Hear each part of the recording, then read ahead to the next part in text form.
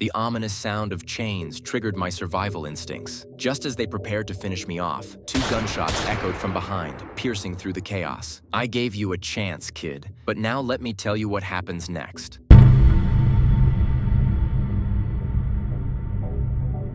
A few weeks passed and Silvio didn't come by at all. During that time, I approached my superiors to inquire about what was going on and then waited. Finally, 2 weeks later, Silvio showed up at the garage. When I saw him at the garage that day, I had a strange feeling. I hadn't heard anything from him in 2 weeks. No phone calls, no greetings. But there he was, standing at the garage door with his usual confident stance. He said to me, "Come on, we need to talk," and gestured for me to get into his car. In the car, we drove to the beach without exchanging a single word. We stopped near the shore. It was quiet, but I couldn't help but notice the men standing near the car. They were like shadows, their hands ready to act at any moment, their faces completely expressionless. Silvio stepped out of the car and started walking toward the beach. Following him, I could feel that he was always a few steps ahead of me. This man didn't just lead in his work, he exuded it in his body language. While we walked, he said, "Tomorrow they'll bring you 2 SUVs. His voice carried no hesitation or need for explanation, as if everything had already been decided. "Like I told you before, you're going to take these vehicles apart. You have 3 days. At the end of the 3 days, they'll come to pick up the parts. You'll get $10,000 for this job." I looked at him calmly and replied, "All right, I think I can do that." But this didn't feel like an ordinary job. It wasn't just about the money. I felt a desire to be part of something bigger. I thought I needed to be bold, perhaps foolishly so, and asked, "So, aren't we going to expand our operations further?" Silvio stopped and turned to me. He removed his sunglasses, looking directly into my eyes, and asked mockingly, "I guess when you're barely scraping together a month's rent from that crappy garage of yours, making $10,000 for 3 days' work must seem like a big deal to you." A fire ignited within me at that moment, and I didn't want to back down. "I'm not talking about this job," I said. "I'm talking about real business." He stayed silent for a moment, as if weighing my words. Then he stepped closer to me, his tone turning serious as he asked, "What exactly do you mean by real business?" I took a deep breath and stayed calm. "Come on, my father was Italian too. I know exactly how these things work. Everyone knows who you are, the kind of business you run, how you control New York and New Jersey.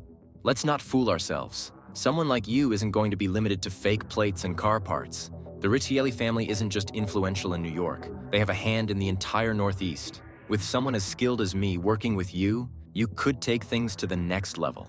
Silvio furrowed his brow, as if he was carefully considering my words. Finally, he broke the silence and said, "Do you really think it's that simple? Just because you have Italian blood from your father doesn't mean you're cut out for this line of work. Working for our family requires more than courage. It requires loyalty." He was measuring me, weighing every word I spoke, but I wasn't about to retreat. "I know exactly what loyalty means," I said. "When my father passed away and I grew up with nothing, I learned what loyalty and a lot of other things truly mean." Silvio paused briefly, a look on his face that I couldn't quite decipher. Then narrowing his eyes, he said, "First, handle this job well and without any issues. But don't forget, this is a test, not an opportunity. We'll see about anything else after." He turned away and signaled to his men that it was time to leave. Just as he was about to get into his car, he glanced back at me and said, "John, if anything goes wrong with this job, you won't find yourself in New Jersey. You'll find yourself at the bottom of the Hudson River." And with that, he got into his car and drove away from the beach. Maybe my offer was a bit premature, but I wanted to show him just how fearless I was. I had taken the first step, and there was no turning back now. The next day, around noon, 2 vehicles arrived at the garage. They were the SUVs Silvio had mentioned. One of the men accompanying them said, "These are the cars Silvio talked about. In the black one, you'll find an envelope. It'll tell you exactly what you need to do." And then he left. After a quick inspection of the vehicles, I opened the back door of the black SUV to search for the envelope. But instead of an envelope, there was a black bag. Opening it, I found what must have been over $100,000 in cash and a single envelope. The note inside read, "Just outside the city, the old harbor warehouse. You have 1 hour. Deliver this money to a man named Dante you'll find there. If you fail, if you're late, or if you lose the money, forget about doing business and forget about living." I grabbed the cash and jumped into my Mustang. If luck was on my side and traffic was light, I could make it there in 45 minutes. But that was a big if. Without hesitation, I floored the gas pedal, racing toward the warehouse. At this speed, getting caught by the police was a real possibility, but it was a risk I had to take. About 50 minutes later, I was across the street from the warehouse. I wasted no time and headed inside, only to find a scene completely different from what I had imagined. Inside, there was a group of thugs, armed with bats and chains, standing as if they had been waiting for me. I doubted the man I was looking for. Dante was among them. Still, I asked, "Which one of you is Dante?" One of them, who seemed to be their leader, stepped forward with a smirk. "Looks like the guy you're looking for isn't here, white boy," he said, moving closer to me. The ominous sound of chains triggered my survival instincts. Just then, my phone rang. Silvio's name flashed on the screen, and I answered without hesitation. In a cold and curt tone, he said, "Prove yourself," before hanging up. I knew that if these men got their hands on the bag, the entire plan would be ruined. I quickly scanned my surroundings.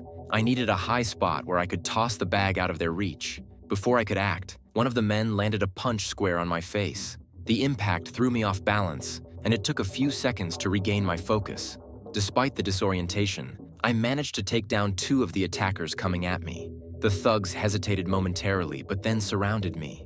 I kicked the one directly in front of me to the ground, but the others were relentless. One of them managed to restrain me from behind with a chain, rendering me defenseless. After a couple more punches, I collapsed to the ground, unable to fight back. Just as they prepared to finish me off, two gunshots echoed from behind, piercing through the chaos. The men froze, and within moments, they scattered in all directions. Silvio's men had arrived, their guns still smoking. Slowly, they approached me and helped me to my feet. Through blurred vision, I saw Silvio standing in front of me. He looked at me with a mixture of disappointment and irritation. "So you lost my money," he said, his tone heavy with disdain.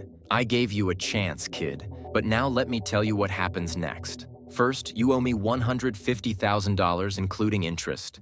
Second, you have 2 weeks to pay it back. And third, you should have stuck to the car jobs. Maybe then you'd have had a future and a little bit of cash to go with it." Gathering what little strength I had left, I spat the blood from my mouth and muttered, "What if I didn't lose it?" Silvio's eyes narrowed as he stepped closer, his face now inches from mine. "What are you talking about?"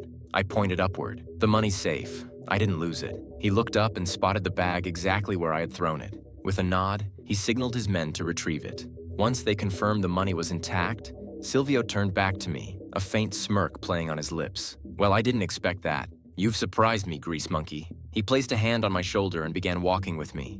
"Honestly, I plan to do a few jobs with you and then cut you loose. But who knows? That bold offer you made might have just saved your life.